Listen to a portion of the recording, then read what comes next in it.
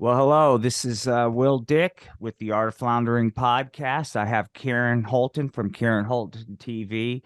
Karen and I are going to start a series together. We're going to talk about resilience, overcoming obstacles, trauma, basically life. But before we get into all that, I first want to say that this is not a medical show. This is not medical advice. This is not life advice or any kind of direction whatsoever. All this is sharing of experiences. Would you agree, Karen? Oh, absolutely. Absolutely. Yeah, it's important for folks to know that. Go out and do your own research and discover you're a unique being. Discover what's ideal for your own body, your own mind, your own spirituality, and just throw everything else away because that's what's really important. That's a very good point. And before we get kicked off, Karen, would you mind, uh, you know, introducing yourself, sharing all the different things that you do, just a little bit of a background, because if anybody stumbles on my page, and they'll stumble, it'll be the first time. So if you don't mind, just a little bit of a background, Karen. Oh, thank you. Thank you. Obviously, my name is Karen Holton. I've had a very unique life. I've had a lot of hardship and adversity, but over time, it actually helped me to mold myself into who I am today.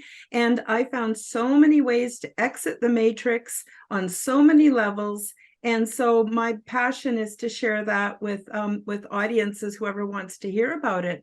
So one of the other things that came from all of this hardship was actually it strengthened my paranormal contact abilities. I was able to actually, none of my contact was actually initiated by me. I was contacted by, at one point, an angel, and I was given everything I needed to then take the adversity as it came and turn it into something beautiful and turn it into something positive and make myself a better person.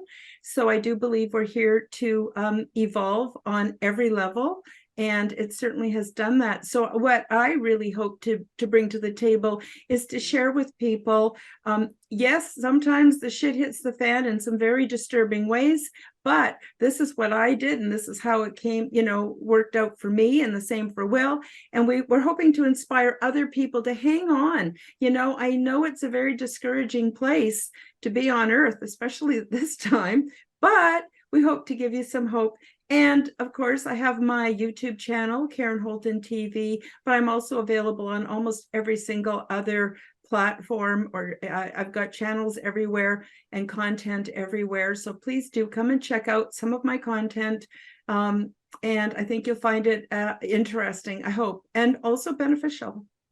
Yeah, and please do. I crossed paths with Karen, I would say roughly maybe 2 months ago, maybe three. She was on as a guest on a show called Unidentified S4, and fantastic interview. But also what really jumped out was, and our goal for this series is not just to simply just babble about us. I mean, the intent is to hopefully be helpful. Hopefully somebody will get a, or at least a distraction. Because as you said, we're going to talk about our experiences and overcoming obstacles. And it doesn't mean we're experts. It doesn't mean that what we've been through is any harder than anybody else. It doesn't mean that we're successes. It just means that we're still in the middle of this journey, and this is where we're at and how we're trying to navigate. And like you, the with me, and with and I'm curious, Karen, because you seem like empathy and those kind of things existed before a lot of things happened to you. For me, I'm not sure. I'm not sure if I took the time out of thinking about myself and my own goals and the things that I wanted to accomplish to think about things like empathy, if you want to know the truth. Um, but there is something about going through challenges that opens your eyes to the suffering. And that was what really hit me was, and I guess we'll share stories, but none of us are alone in our suffering. None of us are alone in our quote drama. There is no such thing as a drama-free life, in my opinion. It's just how you handle drama. So I don't go out in the world, Karen, and go like, I'm looking for somebody that doesn't have any drama. Well, gee whiz, that's somebody that hasn't lived, you know? But it's like, how do you handle when this stuff comes at you? Karen, do you have any thoughts on goals and things like that you have before we kind of get into some nitty gritty?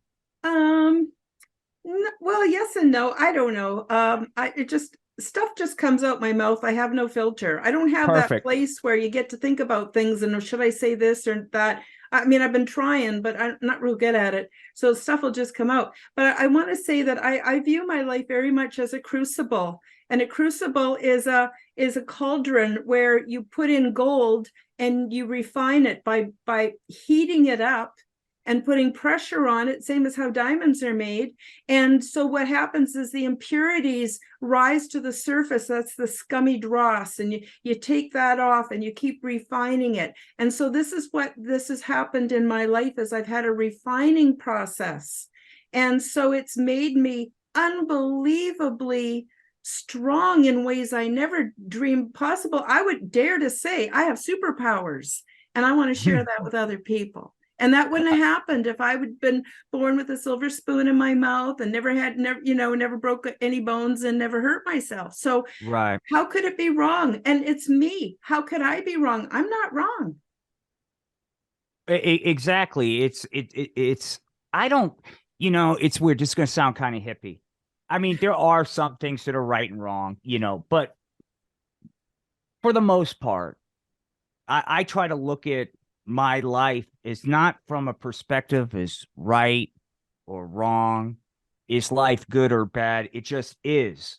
And what were my decisions, and how can I learn from mistakes and other things? But we talked before we did this series, and we're going to delve into a bunch of different topics. You mentioned, me sharing a little bit of my background, and I'll do that. And then if there's anything that comes up, please feel free, because guide me what I'm missing. But from a high level, and I'm 58 years old. Um, I got an undergrad in electrical engineering, and I went to graduate school, and I have a PhD in industrial engineering and business and stuff like that. And I'm 58. In 2016, I thought I was on top of the world. Um, I had gotten divorced in 2008, and there was a lot of finances that had to be taken care of, right? And 2016, everything was behind me. My daughter, who was 16 at the time, was living with me full time, bought a new house, work was going great. Everything was going great.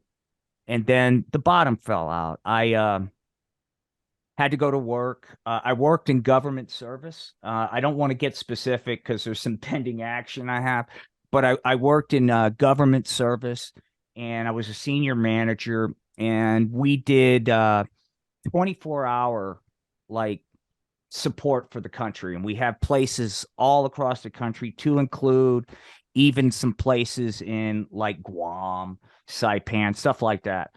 So nationwide 24-hour support. And we had a problem. And so I went in to work um, to deal with that problem. And I was in a new office. And this was August 7th of 2016. And a freak accident happened, a credenza, or a shelf that sits on a desk. To this day, Karen, and you could probably relate to this with your background, I don't remember the details. I've tried to remember how this happened so I can be very high level. It was a different office that I was in. Somebody had just moved on to somewhere else, and I anyway, it was a different office. So I went to go plug something in, and the next thing I know, I was flat on my stomach, and apparently that credenza somehow tipped over. And when it tipped over, it landed on my lower back, and I had what's called a burst fracture on L2 and L3. Um, when it happened, you know, I thought, well, maybe I just strained something. Maybe I just pulled the muscle and I couldn't walk. Um, 24-hour facility. So some people came up to check on me. And after about an hour of trying to will myself better, and pain was horrendous, um, I accepted an ambulance. And I'll never forget this because I had some previous health challenges before with colon cancer and bowel obstruction. So, and some stuff that happened in the service. So I've had some experience, but once again, Karen, I thought all that was behind me. All the tough times are behind me. I got divorced. I I had to file a Chapter 13 bankruptcy. I paid that. I didn't, not that I'm a saint. I think anybody that has a kid has to take care of that kid. So I wasn't one of those. I'm not a hero, but I wasn't one of those people that was like, screw child support. I'm going to try to. I made an agreement with my ex. Let me pay you because she's a school teacher. The max, as if I don't have custody, and that way I'm not worrying about different things. She has the same quality of life. So we worked together. I thought I was in good alignment with the world the day of this accident. I thought my employer loved me. I thought I had a decent relationship with my ex-wife. My daughter, who was 16, was my best friend. Um, and I had friends, and I was stable, and things were bright. So this accident happened, and the doctor in the ER, I'm refusing pain medication left and right because I had previous problems with opiates. And I thought this was just a pulled muscle. And the ER doctor, I'll never forget it. She came in and she told me what happened, and she was almost crying. And she goes, I know how hard that you have fought to get over all this health shit and get off all this nonsense because it had been years. And she goes, I've never seen anybody recover from the kind of injury you have. Um, you'll be lucky to walk again.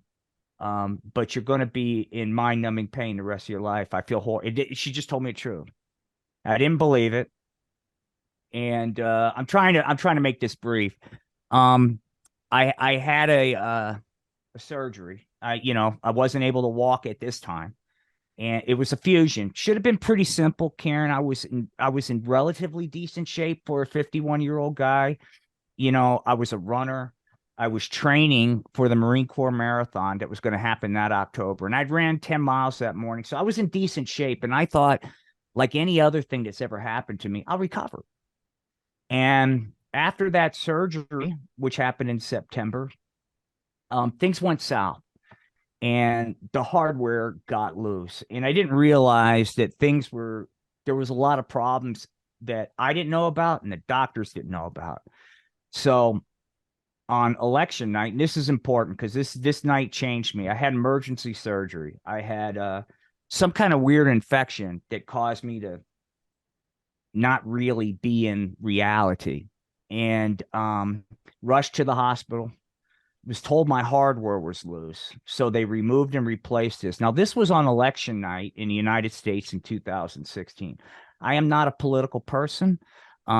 In my previous jobs, I couldn't. You had to just be apolitical. So I have opinions, but I'm not a kind of person that posts my political opinions, argues about politics or anything like that, or is not friends with somebody because they have a different political or religious point of view than I do. I just follow those rules. That night, when it was about 2 o'clock in the morning, when I woke up from the surgery, and all the nurses are talking about who won. And when I heard Trump, this has absolutely nothing to do with political opinion, just probability. It was so unlikely, if anybody can remember, Trump being president was so unlikely. When I heard that, I thought I was still having a bad reaction to the anesthesia. And I requested a psych consult because I legitimately didn't think I was in reality. And it was at that moment I thought, because some things started happening, but it was my first inclination of maybe I'm dead. And because the world I woke up to, and the first thing was the unlikely president was dramatically different. And so I thought maybe I'm dead, and this is some kind of weird outer darkness, penance, middle ground, or something I gotta pay. And the reason why I'm saying that is because this accident happened at work. I was golden. I was golden in the organization. At least I thought. All right. I can do any, um, great reputation, could anywhere I wanted to go. I was waiting for my daughter to graduate high school and I was planning on going to DC. But all of a sudden my employer was like, no, this isn't workman's comp. I'm like, I don't get this. And they go, well, technically Sunday's not my work day, even though I'm on call. And so that was the first inkling. I was like, wait a minute, I'm being left on my own. This is obvious.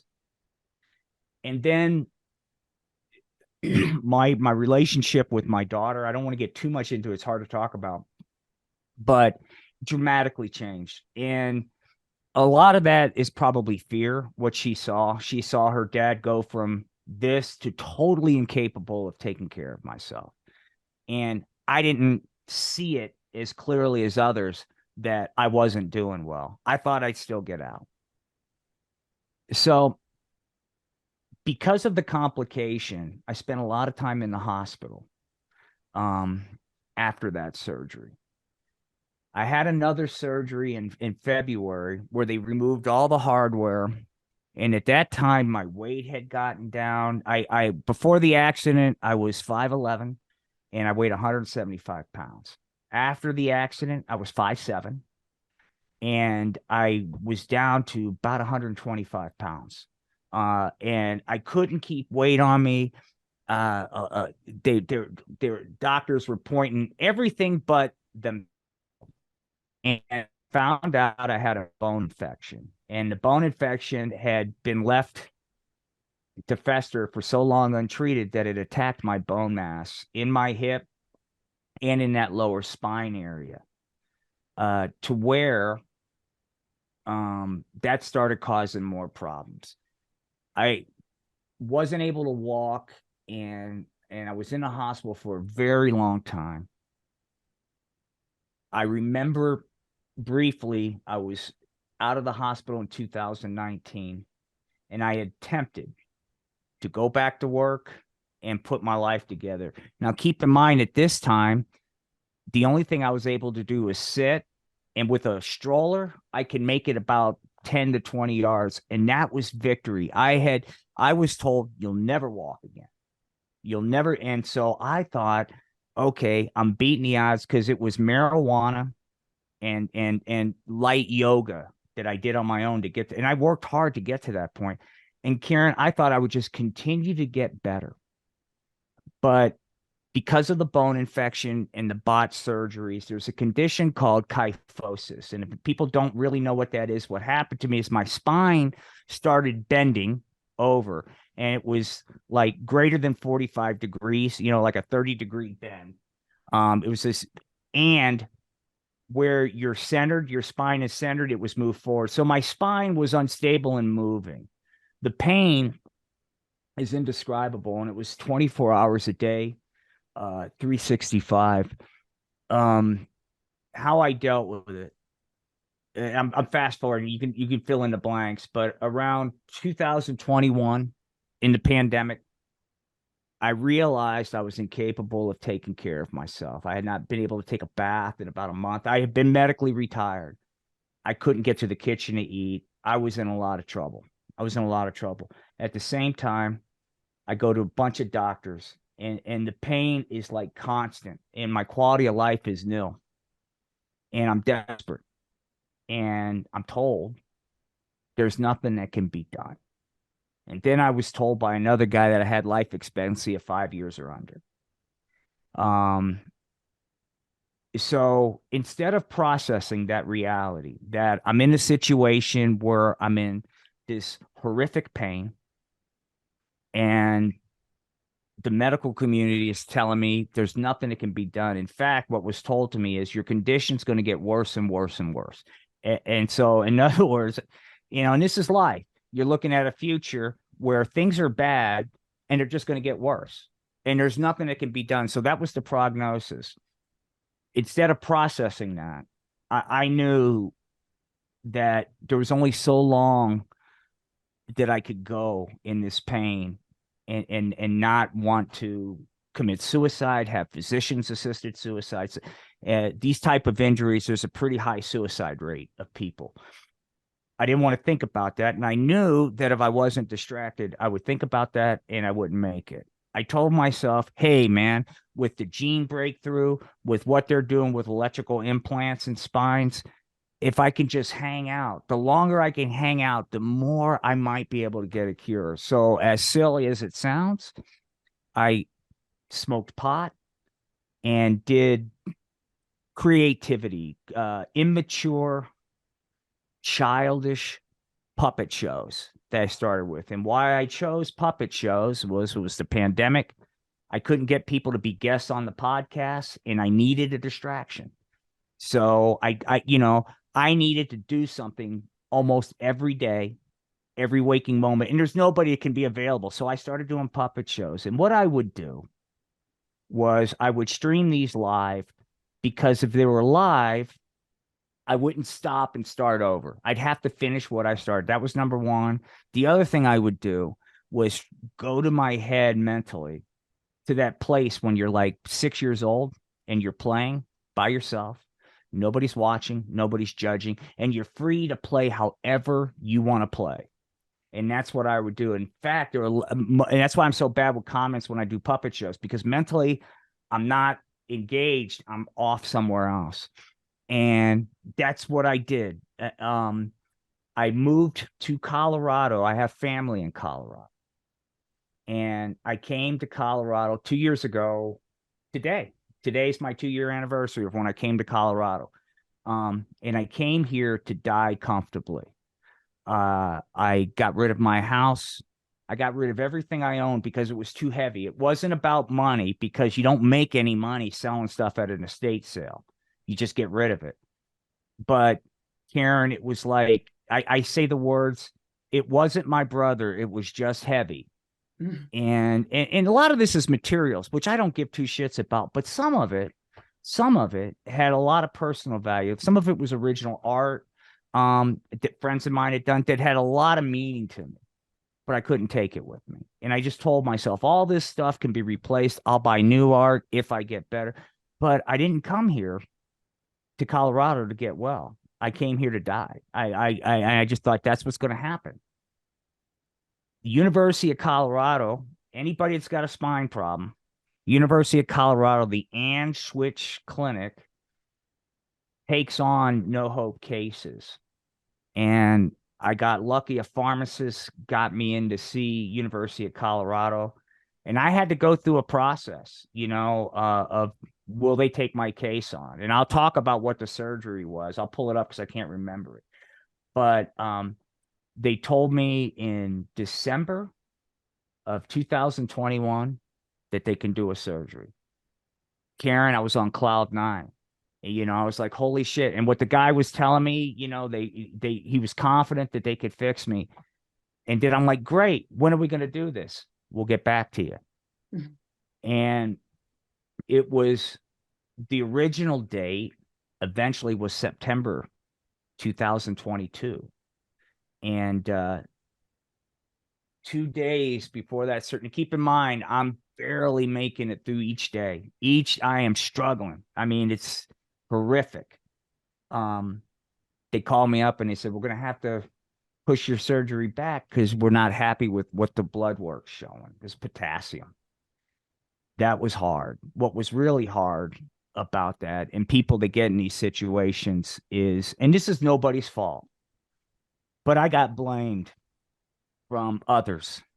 That this delay is something I did wrong. I'm at fault in these and that was tough to take because I'm struggling. Luckily, I had the surgery, and let me pull up the name here because it's quite extensive here. The surgery is, and this is a lot of stuff. I'm sorry, Karen. I'll try to wind this up. Don't be sorry. I want to hear all of this. I want to hear all of this. It's Let's see it's here. The name of the surgery is okay. The name of the whoops, let me move this.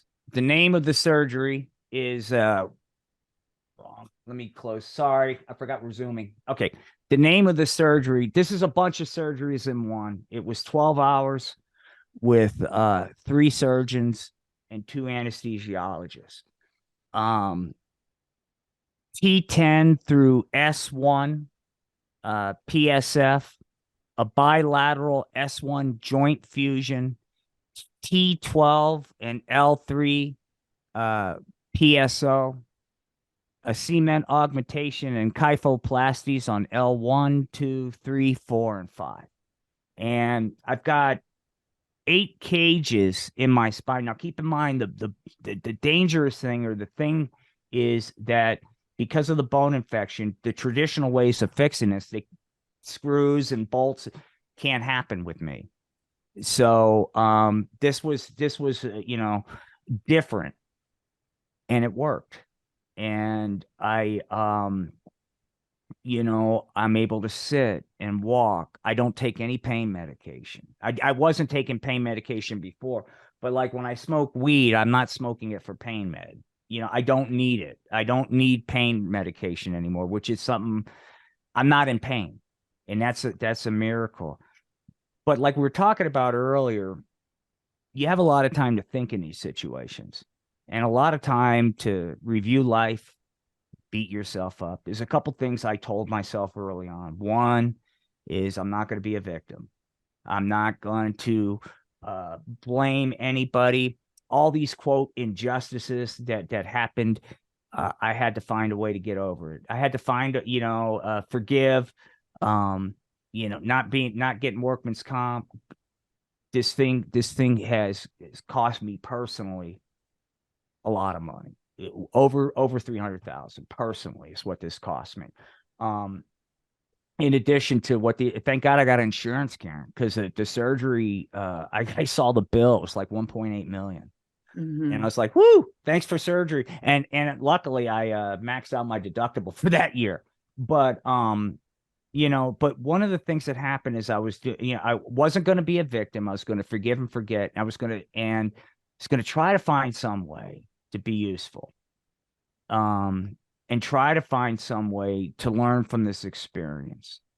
And what I started noticing in this particular community, there's been 11 people that I've crossed paths with that have committed suicide. One was on this podcast about 2 years ago, and she committed suicide, physician's assisted, rational suicide, they call it, about 2 months ago.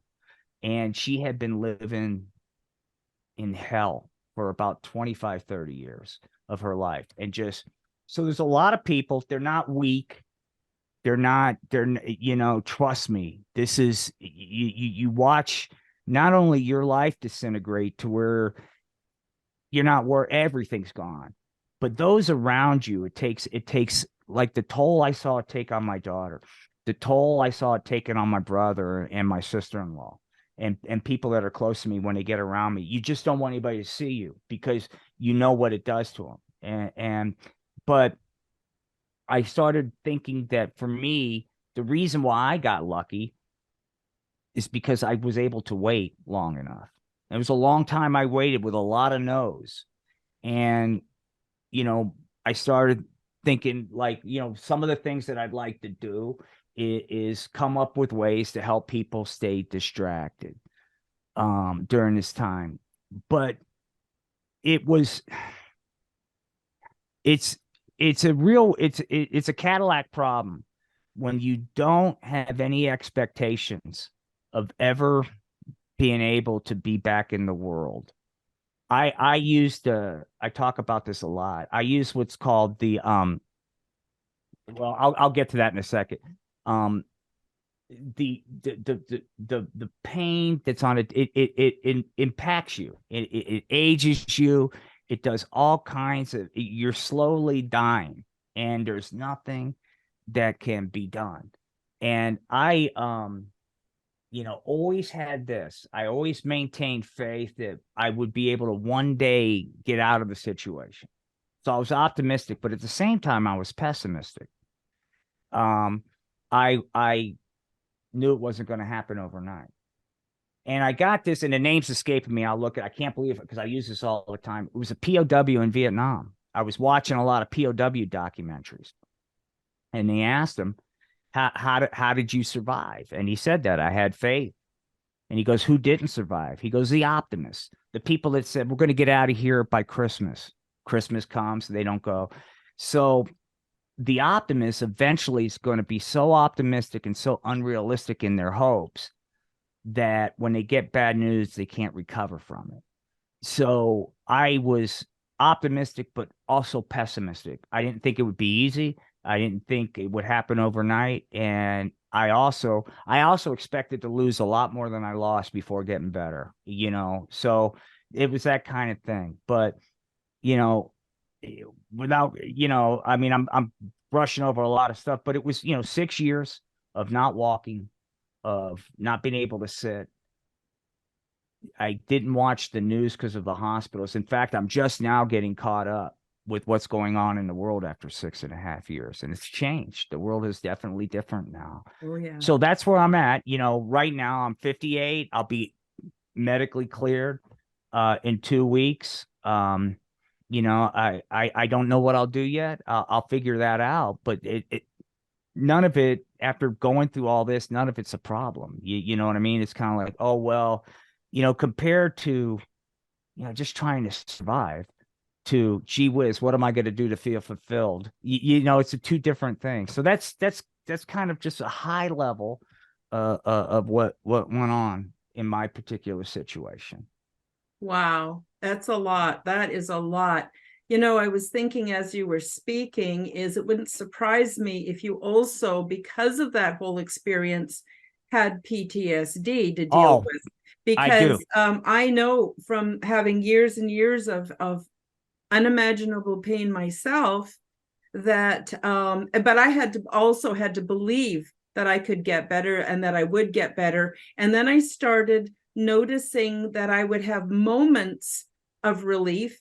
And then I thought, if I can have moments of relief, I can have hours of relief. And I just kept striving towards that next thing. So I totally hear you. But I wonder, do you want to speak a bit to the PTSD? Because often that does not get addressed. We get seen Yeah. as physical beings, and the medical industry takes over, and they don't really acknowledge the terrific toll. I'm sure you're in some situations and all of a sudden, whammo, you're just not feeling good. Like PTSD is not always vivid memories and flashbacks. It's a whole kettle of fish. Anyway, Yeah. Yeah. you want to talk about that? It's weird because, this has been the most serious PTSD I've ever had to deal with. I'm Oh still yeah. dealing with it. But for me, what happens is I used to have really bad panic attacks out of nowhere, out in public, crying panic attacks. Now, you know, uh, it's just it's it's things are just overwhelming because I'm now processing a lot of what's happened over the 6.5 years. I mean, you get there are bad days and you don't have time to really go, hey, let's work through this. So I'm kind of replay. It's funny because I sit here and I say, hey, I think I've forgiven everybody and all these kind of things, but these things keep coming back right now. And it's, luckily we're all aware of what PTSD is. We're all aware, well, most of us are aware, excuse me. There's treatment options and stuff. So it's something that's happening right now. It's a pain in the ass. But like everything else, if I do my part, we'll get on top of it. But Yeah. it is pretty intense. I don't know how any other way to say it. It is. I mean, the world is overwhelming to me.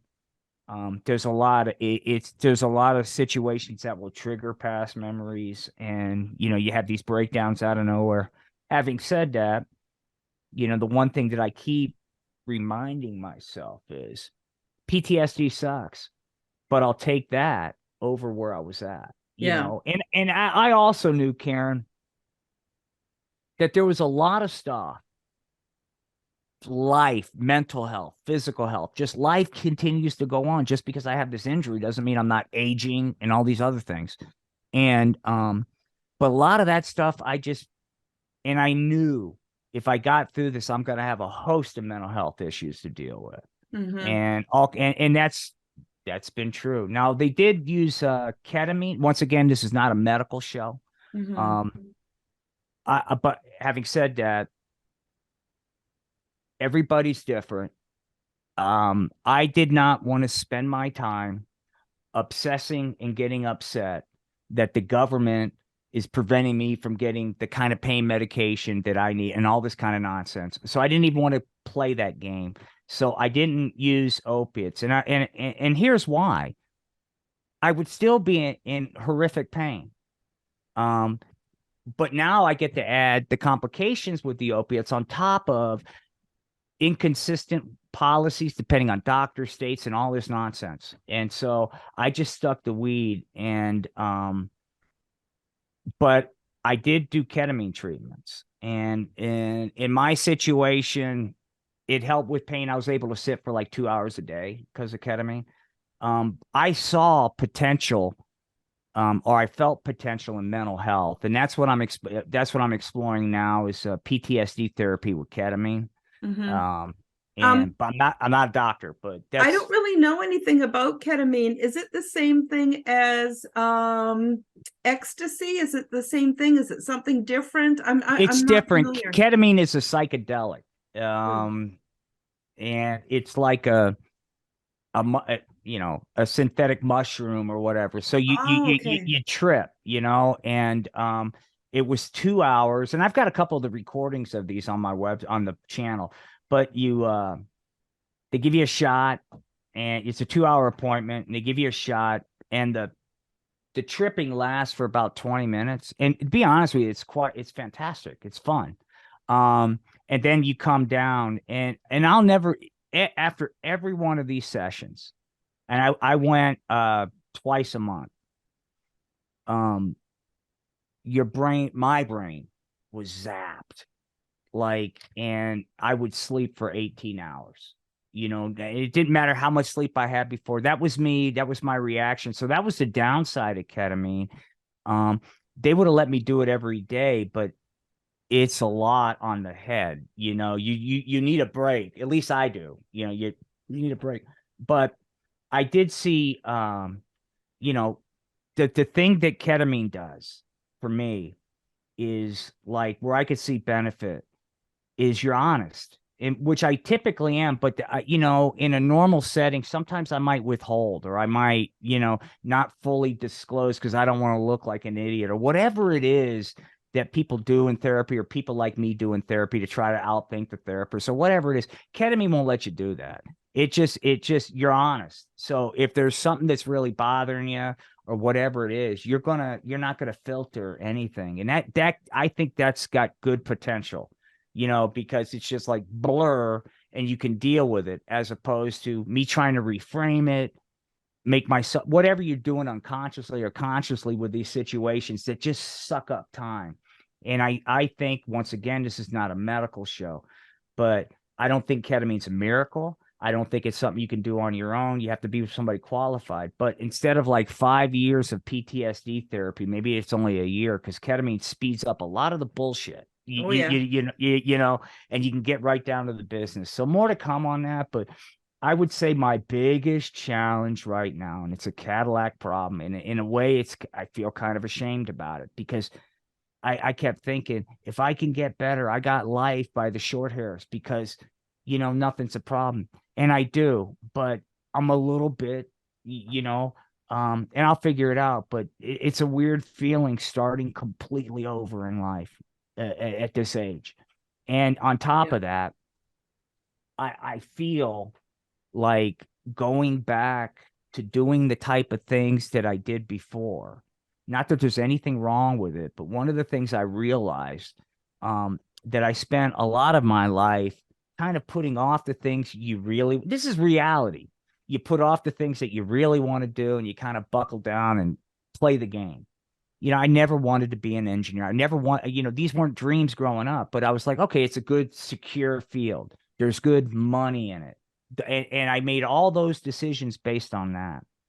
And while there's nothing wrong with doing what I did before, I'm not really serving anybody but my own personal needs. And I, I had there's thousands and thousands of people that have directly and indirectly helped me. I mean, every time I go into a clinic, I mean, there 50 people that work there, all of them have something to do with helping me. Mhm. And so, to do something where I'm not trying to pay what I got for just seems like disrespectful to karma, And so, in addition to completely starting over, you just completely starting over. What am I going to do? How am I going to, whatever, whatever the first world problems, really, how am I going to get Amazon orders? What kind of couch? And all these stupid things, right? But, how am I going to go about doing that? I want to go about being in life much differently than I did in the past. And that's going to be a learning experience because it's dealing with dealing with rejection on another level, because there's going to be things I don't know how to do. I'm going to mess up, and all these kind of things. Mhm. But it is an interesting dynamic to be completely starting over, but once again, I'm fortunate because I don't know anybody. This may have completely wiped me out, and I'm fine with that. But I don't know anybody. That is a luxury, to be able to survive something like this without any kind of medical debt, or very fortunate. Um, and so that's the yin to the yang. At the same time, I'm 58, and I don't want to be in charge of anything. I don't want to be you know what I mean? Those kind of things. So we'll see what the world's got to offer when I finally decide to figure it out.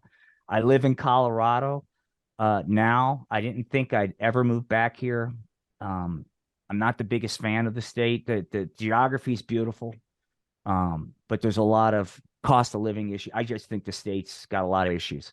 But I'm going to stay here because, my mom, once again, my mom is 81, and, I, and I was talking with her. I don't want to, I wasted so many years of my life pursuing bullshit and not having time with my mom, not, being as good as a father, husband that I could have been, all these things where I fell down, you know? And so why would I do that now? Why would I move to somewhere totally different where it's just a phone call with my mom? She needs, and so after being what I went through, to just say, hey, you're on your own. I know you're hurting. I know you've got your issues, but I got to go to XYZ so I can get a brand new this, that, and the other thing. It seems for me and where I'm at, not a path. Um, Mhm. so the experience has made me, it's not a good term, but it's an accurate term, softer. Mhm. I'm not, a Marine or a hard ass. I wasn't never really those things, but I kind of was. But it is hard for me, Karen, to just um not the hardest thing for me right now is not the feeling that I'm not being helpful. And that's the thing that I know that I need that will help with the PTSD and all these things. And it's just a journey of trying to figure out where that is. And that's kind of where I'm at right now. It's all good. I Mhm. mean, I went on an 8 mile hike. I mean, I'm doing things like I'll never run again just because of the impact, Mhm. but 8 mile hikes, when I was out there, I was going like, for going through what I went through, these doctors and nurses and pain management people, everybody to help me, they did a freaking miracle, because I'm not like, in great shape, but for a 58-year-old guy, you almost can't tell what happened to me. Mhm. You know what I mean? I can almost present like I can walk without a limp, all these kind of things. and people don't know that's a miracle. But beyond that, to be able to go grocery shopping, just to just take care of myself without asking for help, without needing somebody, that gets so hard. And you feel so vulnerable, and then you look into the future and you realize you're going to become more and more helpless with less and less people that that can help. It's a scary feeling. and Oh uh yeah, I know, and I know it well. yeah. And the other thing is, just like I thought all my bullshit, all the problems were behind me, there's going to be something else. Life's going to continue to happen. So there'll be other Mhm. challenges that happen. My goal is just not to regress, I guess. Mhm. So, The other thing too is you're fairly new to recovery too. So 10 years down the road will make a big difference too, even where you're at now. But I wanted to say something, I can't remember what it was. Um, yeah, I think you've done wonderfully well. And I actually do think that you help a lot of people because your strong suit definitely is, at least as far as I know, I don't know you that well, but is mhm, comedy. And, I have spent more time laughing since I met you. And of course, Rich New Design.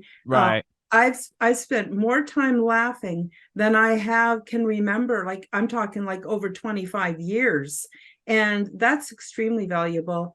And but I know what you mean. I'm 60. I don't know how old I am. I was born in 1956. I think I'm 67. Maybe I'm 68. I don't remember. But anyway, and I'm getting to the point now where I've worked through enough that I'm starting to enjoy my life. And it's like, what do I want to do? And I actually don't want to have a big goal. I want every day to wake up and kind of decide what I want in a little pre-packaged sort of 24-hour thing. I value my sleep, I value good food, but I sure, after all this work, I'm not going to immerse myself in a bunch of bullshit. I'm not going to do it. I just don't want to anymore. Right. And I've also learned to be really good company to myself. I enjoy my own company, and I'm sure you can relate to that. So I'm not trying to say, oh, it's all rosy. You pop out the other end and life is great. No, life kind of sucks from probably what do they call it, from birth to death. But at the Yeah. same time, you can find all these little pockets of time and space to do amazing things. So anyway, I hope I'm not saying that but that I do know that feeling of starting over. I've had many times. I'm not going to get into it today. Maybe next time we could talk a bit, because I had a lot of early childhood stuff that really affected my vision of myself. And Hmm. really, I can look back through my life and see how that held me back. But I was convinced that that was truth. I didn't know it was different, right? But long story short, I had that angelic experience. And I was so inspired, and all that these opportunities started coming to me, and I started getting better and clearer. And I went and got a university degree, and I also got a diploma, and I had really good grades. I worked hard for them, but I got really good grades, and all of a sudden I went from being shit on a stick to this kind of celebrity, right? And then afterwards I couldn't find work. Long story, I'm not going to get into it today. Then I ended up with having a botched surgery, and then Mm. I ended up in the hospital for a really long time. Nothing by mouth, no water, nothing for 5 weeks. And they had to give me experimental drugs and stuff. And I lost everything. And people who I thought were my friends just were not. What it is I don't think that they ignored me. I think that they didn't really get a handle on what I was going through. And it was so horrendous. I didn't know how to express it. But long Yeah. story short, um, I was able to put my life back together, and it's the most stable now than it's ever been. I've actually engineered and crafted for myself a life that's very sustainable, very enjoyable. And so when the shit does hit the fan, I still have all these things that bring me so much pleasure every single day. And I appreciate them so much. So, like going out for a walk, I spent months in bed, so sick, and just wishing I was dead, so sick, and no company and no friends, and even sometimes worse situations. Uh, And so I do hear you. I've also had some other weird experiences where I would wake up. I had, after a period of extreme trauma and stress, I would wake up one morning and I would have forgotten everything I knew before that. So I didn't Hmm. know how to even make a phone call. I didn't know who I knew. It was like starting completely over with complete amnesia. And that's happened 2, 3 times in my life. So the good news is I'm really good at recovery. So when the shit hits the fan, two things like you, I can go, yeah, well, I've been through a lot worse than this, and I'll get through this. And then the other part of that was just that I know I'm strong and mighty. You know, my will is very strong and mighty, and I'm happy for that. But Well, you hit on something. A big shout out to Rich, New Design, and to Jay Jordan. Peace and love, guys. mhm. Um, you hit on something that I discovered during all this, the concept of balance. And I used to preach this nonsense to people that work with me. Make sure time with family, all dimensions of your life, you're given appropriate time to. I wasn't doing that. And I realized, when things were disintegrating, um, to your point, I didn't have anything to lean on because I had no balance. I had one thing, me and what I was accomplishing at work, right? That was where my value was driven at the time. And that wasn't there. I didn't have anything else. And I think with people, the reactions to your point, yeah, it's some of these things, yeah, they think you might be malingering, you must be faking, it must not be, Oh, and or it's really hard to be around.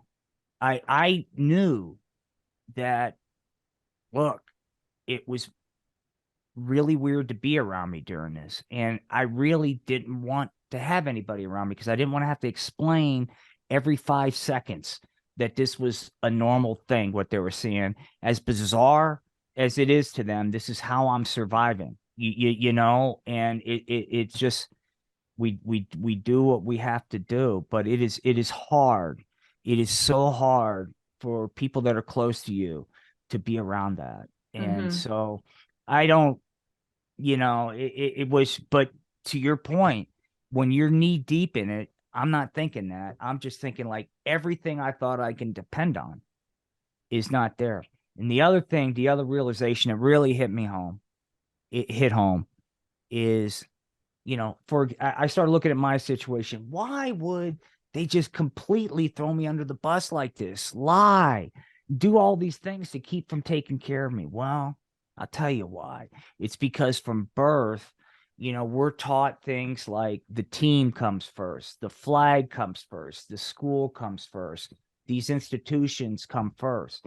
Nothing wrong with something bigger than yourself, but I believe that also breeds where the institution's more important than humanity. Now, these institutions were put in place to serve us, and somehow we forget that. And I'm just as guilty. And we serve the system or the institutions first at the expense of the individual. And a great example of this, any workplace, when there's an accident, a major accident, try to notice what the first fucking thought process of senior managers. I guarantee you it's not, are they okay? It's, what's our exposure? How do we limit our exposure? You see this in religions, you see this everywhere, where they protect the institution and the individual. And I just think it's our social programming that's led to some of this. And over mhm. time, once again, balance. There's sweet spots in the middle, but I kind of think, at least the conclusions I came to, at least in my world, a little bit too much emphasis on institution systems, ideas over humanity. And so Yeah. I've kind of come out of that where I would like to think my first instinct is humanity, and then you worry about the other stuffs later, and that's a work in progress. But that was one of the aha moments for me. I'm not saying it's everybody's experience. It's just in my little journey that's been a big lesson. Yeah. Is that. You know, I also found that in when I'm in deep recovery, I am completely self-absorbed, a hundred Mhm. percent, and there's no room for anybody else.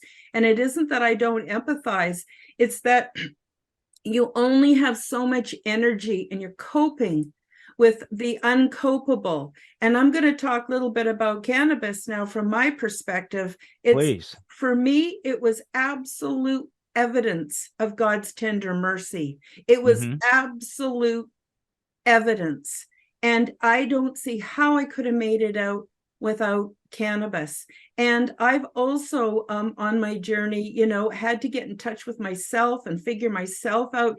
I live in Canada, and we have really, the last, oh my gosh, 20 years, things have really gone downhill. So basically, when it comes to mental health, they got the foxes guarding the hen house. It's all bureaucratic. There's no compassion whatsoever, from the Coke and chip machines in the lobby to the complete dysfunction of the workplace. I'll just leave it at that. So, I had to get myself better. So a couple of times, like, I don't do this very often because it makes me really sick. I have a very, very sensitive digestive system. It's probably the show, by the way, I'm going to warn people, might be too much information, because when we get into stuff and I'm talking about what happened, I need to say what happened. I may not want to just delicately tippy toe and hint at it. Like, people should know this is what's going on. But anyway, oh gosh, now I lost my original point. But so basically, I think one of the big problems, well, I was going to say, I had to be very selfish, and I did try psychedelics, different kinds. I tried LSD. I've done LSD, I think, twice, and this is my whole adult life. I've done psilocybin mushrooms a few times, and one time it was really amazing. Well, I never really do enough to have a super high trip because I get so physically sick, coming out both ends, pardon me for too much information, but really sick, that it's so unpleasant. I can't make myself do it, even though the after effect is really good. But that's a good thing, because then I'm not doing it all the time. But anyway, one time I did it, and this is about 3 years ago, and I realized what a huge weight of sadness I was carrying. A huge weight of sadness from millions of different reasons, but just this weight. And I wasn't aware of it before, so I was masking it, with other things. But I got to tell you, cannabis has been, I think what it does is it alters besides helping us to have different chemicals in our body to help us cope, it helps us to distract very easily and think about other things. And it's not like we're not in pain, it's just we're not thinking about it because we're thinking about something else. You can't really think about two things at once, right? But it's also the gentlest of teachers. And I think it alters our receiver wavelength so that we're actually in touch with who we really are outside of the programming. I don't know if you want to call it spiritual realms or your higher self or the part of you, that connects with the whole cosmic conscious. Like, I'm not saying I have all the answers. All I'm saying is what a gentle and loving companion cannabis has been for me. And it does me nothing but good. And I know when I'm doing too much, and I know when I'm not having enough, and I sort of swing. Balance is a huge challenge for me too. Right. But and the amount of bias against it and prejudice and how they make fun of you, and it's got to be something good, because obviously it doesn't support the construct. I don't know. What are your thoughts on that, Will? Well, I agree. Medical weed, marijuana, the pot, it did not cure my pain, but it compartmentalized it. Yeah. It is like, okay, that sucks, but you know what? There's a lot, and to your point, I'm a big proponent of it for me, and it's not for everybody. What I found humorous, and it's why I use it a lot when I try to do satire, is it's one of many things that, once again, I'm 58, my generation was told that didn't pan out to be true. Right? It's like, this will do this to you, this to you, this to you, and all these fear tactics, and you get old and you realize you've been gaslit your entire life about something. And then you go, what else is out there? And there's all kinds of, if they're lying about this.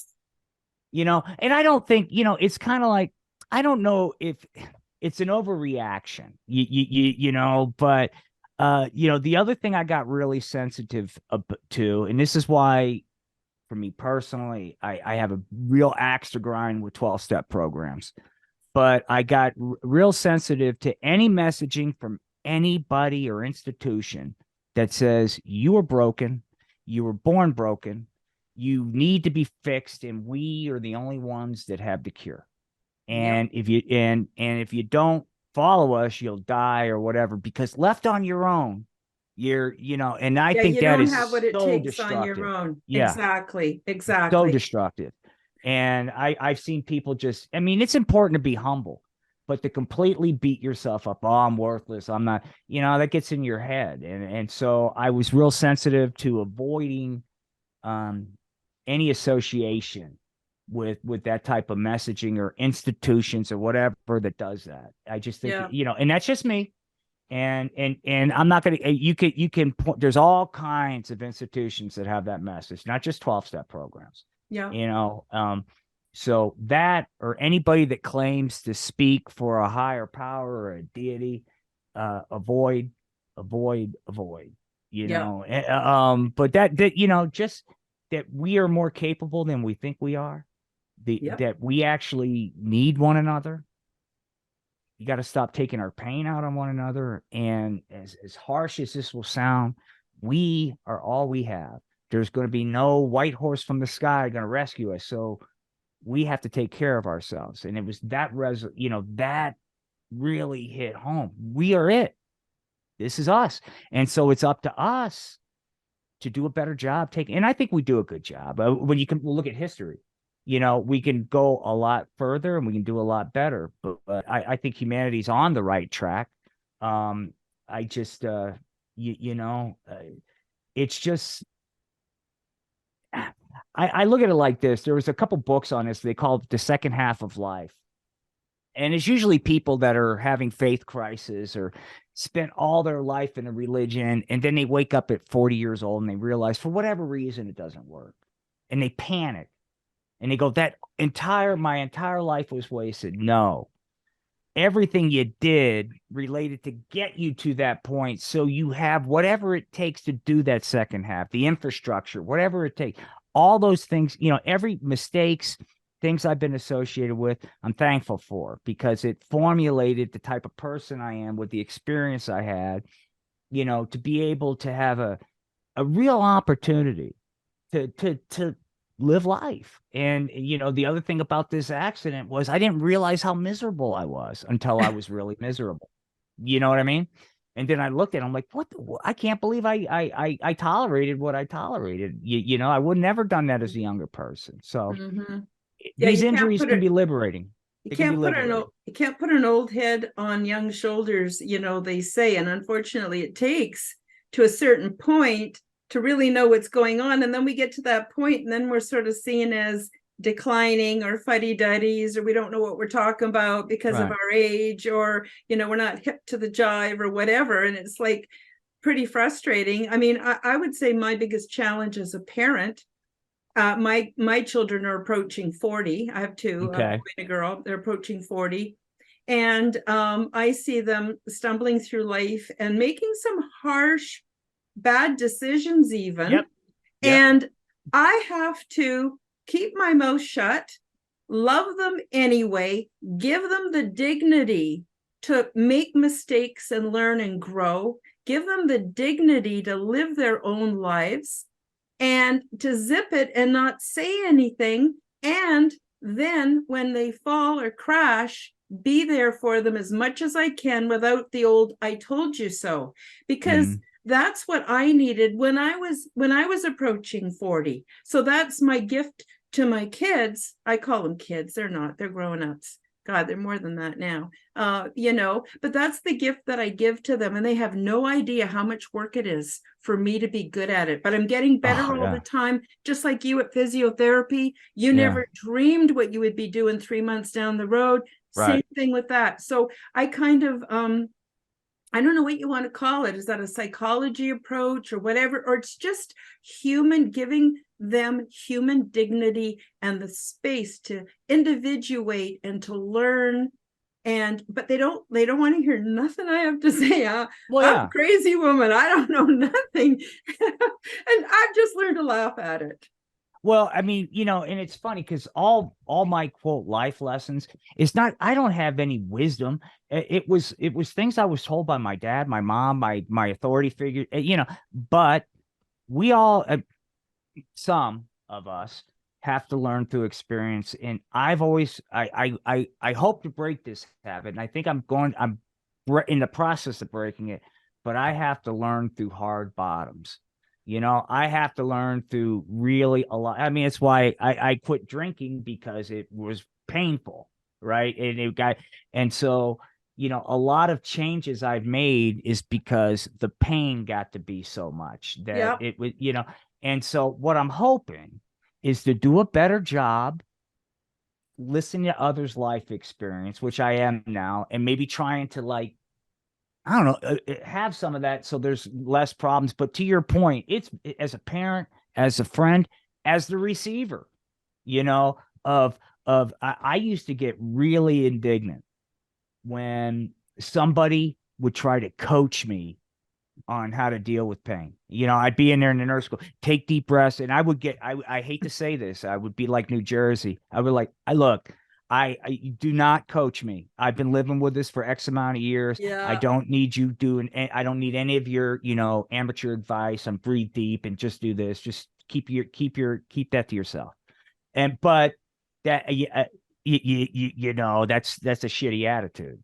Well, But but it's a process of not thinking I know everything or whatever it is. but you're the expert in your own body, and you know what you've tried, you know what works for you, True. you know what doesn't. Sometimes the medical model, I'm just going to say it, Hmm. is disappointing at least and lethal at its greatest. So Yeah. you know what I mean? It's that whole thing of discernment. And the hardest thing for me throughout everything I've been through in life was to tap in and listen to my gut and follow that, and not worry about the consequences. I got to tell you, I had this woman who writes to me every once in a while, and I sell products. I have a shop on my website, which I Hmm. hardly ever mention my website, but anyway, I sell these products, and they're very unique, and they're in short supply. And she writes to me, and she says she wants to order all of these products. She's over on the West Coast, right? And I say, Hmm. well, okay. And she's saying she wants a big discount. And I'm saying, well, the best I can give you is this or that.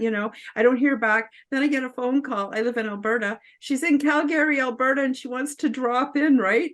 And you Oh my know what? gosh. My gut just was like I got kicked in the gut. And I went, I'm going to follow my gut. And I said, no, no, thank you. And Yeah. please feel free to use my website. I really Yeah. appreciate your call. Click. And afterwards I went, I don't give a damn if she ever orders anything from me. It's not worth it. I just knew there was going to be a mess down the road, and I'm not going to do it anymore. Yeah. So I'm working for Team Karen, because really, if I don't have my back, I can't expect anyone else to have my back. I got to have my back. If I'm not on the team of Team Karen, and then it feels so selfish. I was programmed from birth to be in service. I had no value unless I was serving.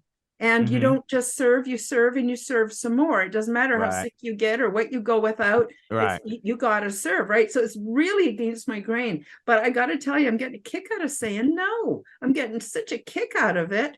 And I'm not playing with people. I'm just getting in touch with my inner self. And I would never have found that if I hadn't gone through everything that I'd gone through. And I think cannabis has also helped a lot.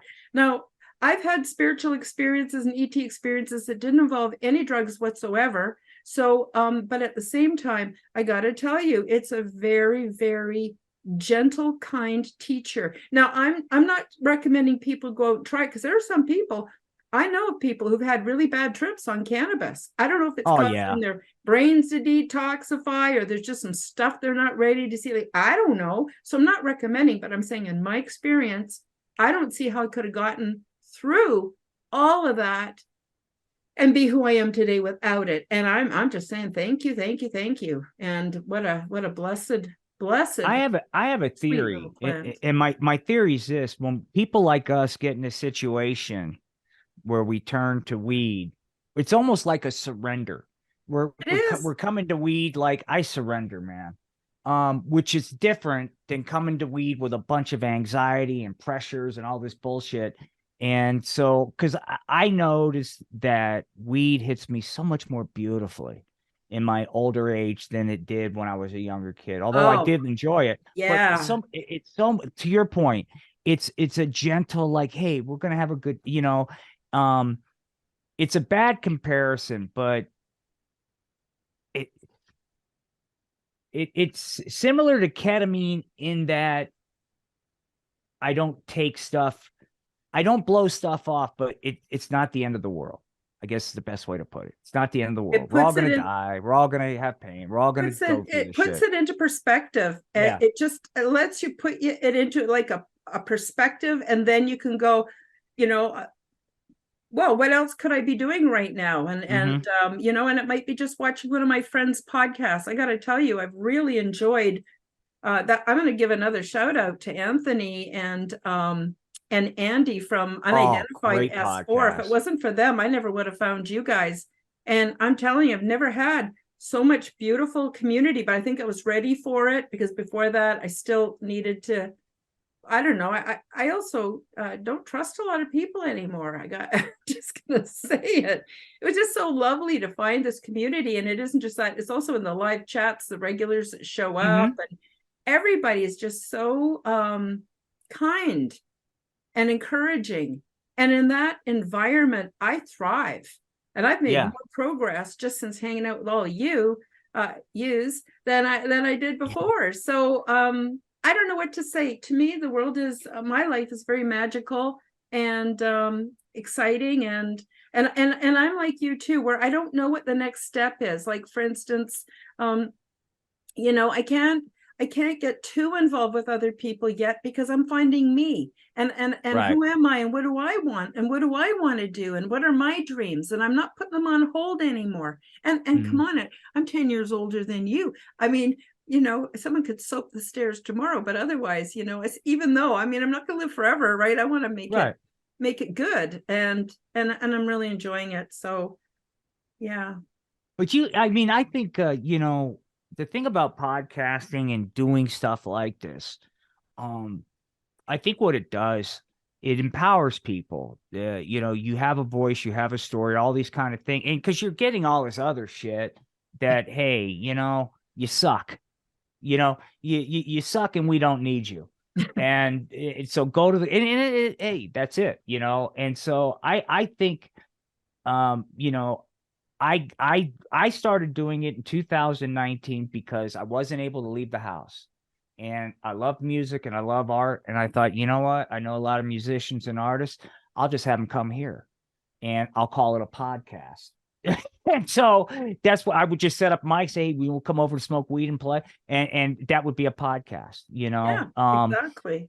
and I think I hope to see, I bring this up every fucking spine clinic, pain clinic. Have you guys looked into this as some kind of like alternate therapy with some of your patients doing living history, just something, because Hmm. I think a portion of them will get into it. Yeah. And to me, it's not about, while having people, all that stuff's great, but it's just about the experience, the learning and going through that. And if people dig it, that's wonderful. But talking about the serving the system, I try not to focus on that. I try to focus on, hey, is this, are we getting something out of this? And if people dig it, that's great, Hmm. But I think I think this community is wonderful. I think, I've seen people that are doing this, that, going through life's fucking drama. And this is to me, it's therapeutic, like what Rich says. I mean, it's just Yeah, therapy. And there me were too. times when I first moved to Colorado, I mean, I'd wear them out because I needed it. It was like 24 hours. I can't be left to thinking, let's do a podcast. Do not leave me alone, I right know now. that man. Yeah, I That can't man do is it. a saint. That man is a saint. Yeah, Wes, if you're good out there, dude. you're a saint, whether you like it or not. Yeah, Yeah, an amazing guy. yeah. The two of you, doing Guitar Zero. How much fun is that? It's all fun. It's all Because fun. it's, yeah, it's all fun. And what I like, what Rich is doing with Lapstick is, I see just opportunities for people to do what they really want to do Yeah. in life, and not have to have another day job. And that's empowering. I think there's potential for people that are homebound, that can't get out of bed, to still be able to bring in income, and have that be derived from something that brings a lot of joy to their life, and it's something they're Mhm. passionate about. And how I get to that vision, I don't know, but I'm convinced that there's a way to do it, and I'll figure it out. But I think there's another thing. There's a certain advantage that you have if you're in chronic pain, and whatever the situation is, and you cannot function in society, you're not get out of bed, you have a lot of time to perfect a skill, learn a language, whatever. you know um the things I do now are things I just taught myself over this period of time. I didn't Mhm. have the goal of working animation or any of that. It just fell into it as this thing started happening. But these tools that are out there, they cost money, but they're amazing. And I think creativity, exercising the creative part of your brain, um, is a survival skill. And I just, it helped save my life. I would not be here if I could not have done that. Yeah. I wouldn't. I just would say fuck it. But, So sorry. hopefully others will get this opportunity that we've Yeah. had. You know. Well, when I first started podcasting, it was in 2019 as well. Hmm. And I was terrified and I was terrible. And I have impulse control issues and concentration issues and weird nervous tics and all kinds of things. And so it was in a way for me to watch the video afterwards and become aware, and because I kind of want to stealthily try to blend in when I'm out in the social reality, the physical social reality. I don't want to. I've been alone a long time, and it gets weird after time. But anyway, what really helped me was, I got to tell you, this is a bit shocking, but on the same day, July 21st in 2019, my daughter gave birth to twins, and my brother killed himself same Oh day. my He didn't just God. kill himself, killed his dog, and then he killed himself. Now, the Oh. thing is, you guys, you can't be in two places at once. And I'm going somewhere with this, okay? Hmm. So I was over the moon happy and so involved in supporting my daughter, um, that I didn't really even think about what happened with my brother. I mean, I knew it did have a bit of an impact, but you can't ride two horses. So if you're involved in a whole bunch of drama and these cycles that never seem to end, and people that are in the same distraught state 5 years later haven't moved on at all from the same circumstances. So I'm not saying they're bad, not at all. They're stuck. And to me, it's like being trapped in hell, right? But you Hmm. can't be there and be in your joyful place at the same time. So again, podcasting, doing what we love, and you only get good at it by doing it. I recommend everyone start a channel. Whatever, Yeah. it's all valid. They all have stuff to offer. And then what happens is we get better at it and better. Like my brother, his partner is a concert pianist, played with the Vancouver Symphony Orchestra and all kinds of stuff. Well, he didn't start by just sitting down and playing like Mozart. He started one key at a time, D, D, D, Right. D, D, D, D, D, and he got good over time and practice. And we need to have a realistic, I think, expectation that that's sort of what we need to do. Of So course. podcasting is just one, but then through podcasting, I've made the best friends with the most amazing people.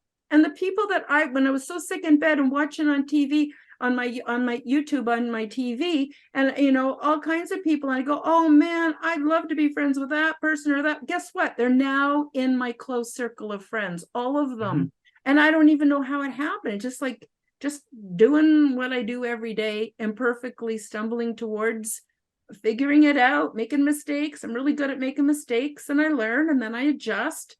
And I don't think we're given a real practical plan given to people so that they can engineer their own lives. And I think that's something that could be encouraged more, maybe. I love everything you said, man. It really resonated with me because it's like jump in, there's such a thing as I say this all the time, making perfection become the enemy of good enough. So you're just Mhm. constantly paralyzed waiting for Mars to align with Jupiter.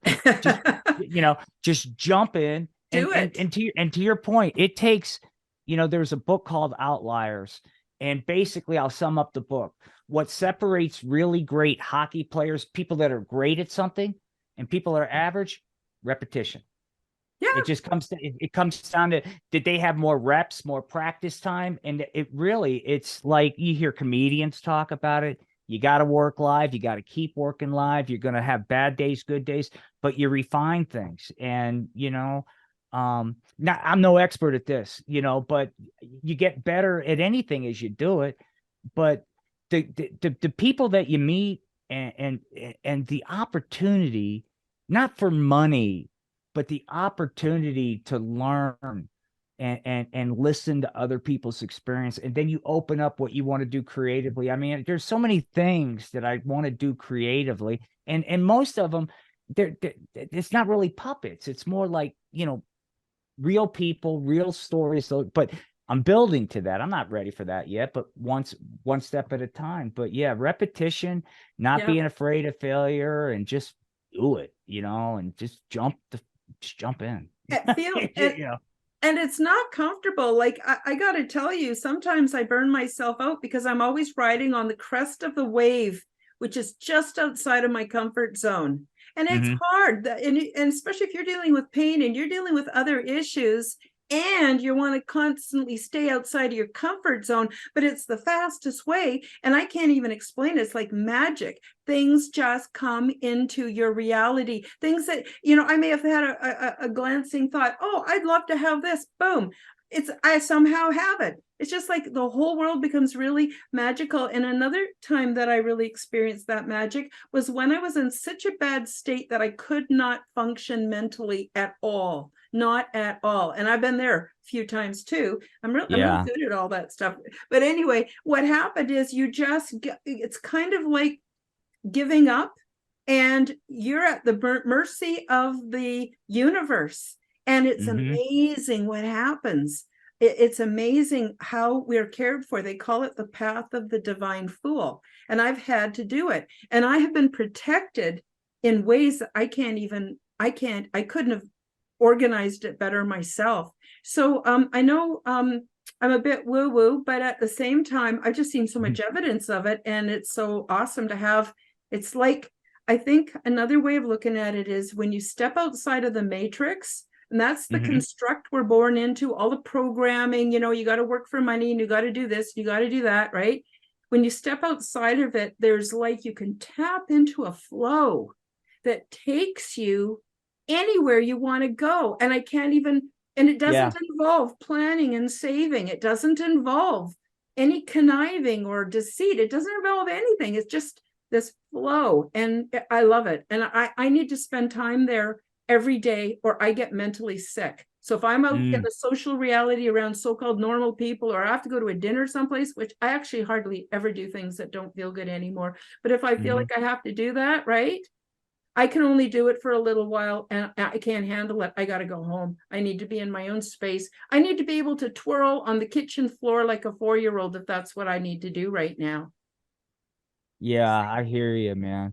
The thing, it was interesting, because, one of the things I thought would be kind of cool is, with this community, is I hope one day they do some kind of physical gathering somewhere. I don't care where it's at. It doesn't happen to happen today, just down the road, but it would be neat to like physically gather and see what just to get to know anybody on that level, but also to see where that stems creatively. You know what I Yeah. mean? I just think it'd be interesting. But to your point, it's like this is all foreign to me. I mean, the things that I'm considering doing, it's like 180 out. And that's not a bad thing. It's a very, very good thing. Maybe that's what we all need to do. I don't know. For me, it's working. I'll never be thankful for the accident ever, ever, ever, ever. Um, but it forced a reset to where I will have a much more enjoyable and rich life because of that accident than I would have had before. Having said that, I was also not red pilled. I didn't know I was miserable. I was just sleepwalking. So it's going to be interesting what 5 years from now brings, 10 years from now Yep. brings. But I am excited about, us doing this series and hearing yours and other how other people just dealt with life, and on their terms or whatever. Because everybody, I mean, pain is pain. There's no degrees on that. I used to, people go like, "Oh, well, must be." No, dude, it's Oh, it's it's pain. It doesn't matter how you got it and what the injury is. It's all the same. The suck is the suck. And but true. not putting kind of labels on this or metrics. It is what it is. There's no like this degree, that degree. You're in pain, and so I think this experience has just made me just more aware of a just how much more suffering that's going on out there that I knew about, Yeah. and also how good people are. And that Oh, wasn't my yes. opinion before. I was very cynical. I was very, I wouldn't trust anybody until they proved otherwise, which is a Hmm. very negative way to go through life, where everybody's an asshole until they show, that's not cool. So I approach it different. But people are pretty freaking amazing, and this has really opened my eyes up to just how incredible our neighbors are. Their Hmm. stories, everything about them, and I Hmm. spent a lifetime not getting to know them, and Hmm. so this is nice, getting to know people, getting to do what normal people do. I mean, that's one of the gifts that this has given me, is a much better ability to appreciate my fellow human being than I didn't before, unfortunately. I mean, I didn't hate him, but you know what I mean, Yeah, I Karen. know. Just kind of, got your own stuff, man. It does change things for sure. I'm wondering, do we have time for me to tell you a little short story? Yes, Now, this please. is this is not my story. I don't know who wrote this story, and I'm not going to tell it exactly as it appeared in the book that I originally saw it in, and I don't remember the name of the book, and I don't remember the name of the author. So I just don't want to take credit, although I am embellishing it. So I was going to do this on Guitar Zero if Rich liked the idea, but anyways, I'll just do it here. So um, once upon a time, there was this big, bright, strong, shiny disc, and it could roll through the countryside and from city to city with no effort at all. In fact, it was so fast that it actually was one of the fastest spinning discs ever on the earth. And it was very proud of its amazing ability and how beautiful it was. And it just loved to go super fast. I mean, it wasn't so much even thinking it was so great. It just loved to travel so fast. Well, one day the disc is traveling over some rocks, and all of a sudden, ka-thunk, ka-thunk, it stops and it looks down, and somehow a big piece is broken off. And there's Mm. no way to put that piece back. And this is going to make me emotional. So the disc then starts to work its way home. And it's very hard because it kind of turns and then clunk, and then turns and then clunk. And it's in terrible pain, and it's ashamed, and it's embarrassed, and it has lost its entire purpose and identity. And slowly, round and clunk, round and clunk, it makes it home. And it gets so depressed, the disc doesn't even want to live. It doesn't want to talk to anybody. People want to come around and go, oh, that's too bad. That's too bad. You were so fast. And you just want to, the disc just wants to say, fuck you and get the hell out of my house. That's not helping. That's not making Mm. my situation any better. You can't make me have what I lost. And one day the disc has decided it's going to do itself in, because no one should have to live with this kind of a disappointment. But it notices out the window there's a toad out there. And he doesn't even know why. He just goes out, turns clunk, turns clunk with great effort and strain. And he goes up to the toad and he says, "Who are you?" And the toad says, "I'm Mr. Toad." He says, the disc says, "I've never seen you here before." He says, "Oh, I've always been here. I've always been here. Just that you were so busy traveling so fast and doing what you did before. You never saw me before." And the disc goes, "This is really interesting." And he says, "Okay, goodbye." And he goes back home. And the next day he goes, maybe I'll stick around for a little while. Maybe I'll have a look and see what Mr. Toad's up to today. Seemed like a pretty fine fellow. So the next day the disc goes out to clunk to Mr. Toad, and he starts talking to Mr. Toad and being open to what Mr. Toad has to say. And he's amazed at what Mr. Toad actually has to say. Well, this goes on day after day, and they become friends. And one day when he goes out, he notices Mr. Toad smoking something. And the disc says, "What are you smoking?" And he says, This is the cannabis." He says, it helps me to just stay nice and calm and cool no matter what's going on. Would you like to try it?" And the disc says, yeah, sure, I'll try it. I got nothing to lose. I've lost everything." And he has a little talk with the toad. And pretty soon the toad starts to show him what's been in his environment all along.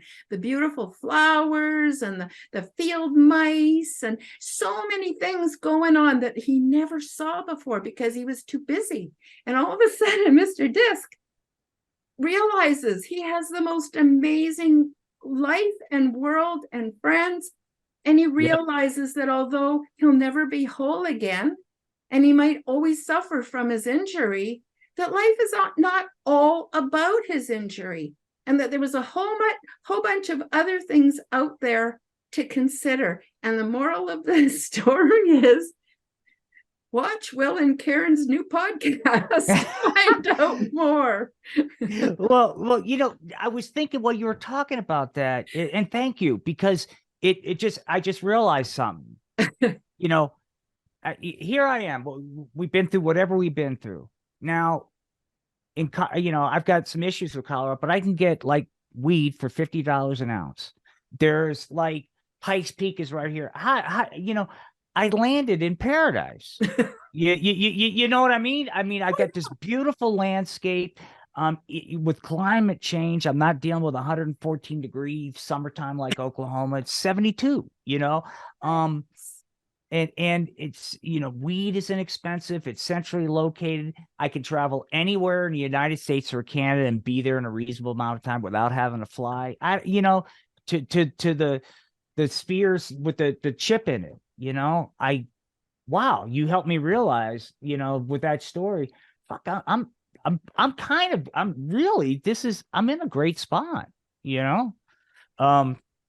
Oh, that's awesome. I don't know where I got it from. Actually, I was just, I have certain practices I do every day. What I do is, instead of going on a holiday, I just build the holiday into today every day, get some holiday period. And so I have a deck, and I have one of those zero gravity lawn chairs, right? And every day, like after this show, even, I'll go out and I'll take a little joint. I don't like to over smoke because then I build up my tolerance, and I like to keep, my tolerance down. Right. So I have a little joint. I go out there and I smoke it, and I have bare feet, and I like to let the sun shine between my toes. And I was just lying there, and all of a sudden this story just came into my mind, right? I love it. And I don't even know where it came from. And I am not claiming it's mine, although I did embellish it a bit. The weed part's not in the book, but I thought it just came to me, and I thought, I'm going to share it with Will and see if he thinks I should do it as spoken word on Guitar Zero. Yes. Or is it too silly? I can't tell. No, I'm very I silly. think it's great. I like I said, as I was listening to it, I was just like taking stock, and I was like, holy shit. Yeah. I'm like, that's the broken wheel there. I'm realizing things that, that I have right here that I'm, at risk for taking for granted if I allow myself to move to that. I don't ever want to. I talk about toxic positivity. I think there is such a thing. And I don't ever want to be that, but to be appreciative of what you have, as opposed to disappointed in what you don't have. It's just a slight little twist on A life, but shift. it's so much more enjoyable. It's just so much more enjoyable going like, instead of like, oh, I don't have this, I don't have that. It's like, I got $50 weed, I got Pikes Peak, I got this amazing landscape, and You got your also podcast and you've got a friends a and future that's unknown, and that in a way is a good thing because it's not predetermined. No one has told me what I have to do. yeah. I don't know what the future will hold, but I have some sort of control, in what that is. It's exciting time. Exciting time. And it's worth it to stick around. Now, I didn't tell this story though to try to make you have a lesson. No, Well, I know. okay. I just because I think all of us could look at that story and take something from it. And yeah, so anyway, there you have it. Well, thank you so much. Well, I tell you what, we're close to the hour point, so I Okay. kind of want to, but we'll anybody watching this, Karen and I are going to work on a schedule of some kind of frequency, topics and stuff like that. This is just consider this our first foray, which I think it went really well. I'm looking forward to seeing where this goes, man. But do you have any final thoughts, promotions, anything before we say bye bye? Um, no, but I do appreciate it when people stop by my website, which is called at this point KarenHoltonHealthCoach.com, and visit my shop. And of course, you may just find it interesting. There may be nothing that appeals to you there. That's quite all right. But it does help me to cover my expenses, to do podcasts and to bring information to people. And besides that, I'm hoping also that we can work out whatever was holding me back today from live streaming. I want to live stream We'll as fix well. that.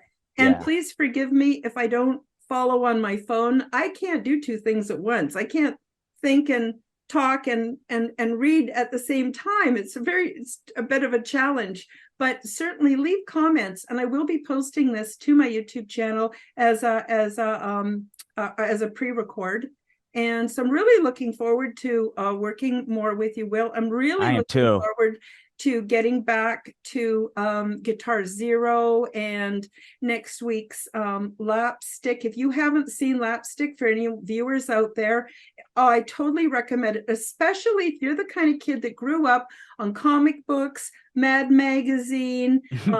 If you ever checked out, what was the name of what was the name of that other magazine where they had prehistoric mixed with futuristic? That also was out around. I think, Heavy Metal Heavy magazine. metal. There was If you heavy metal, ever, cracked, mad. Yeah, yes, yeah. all of those. Okay, then you would really appreciate, the humor that goes into Lapstick, and it's all unique, and a lot of it, you guys just do it off the cuff. It's just brilliant.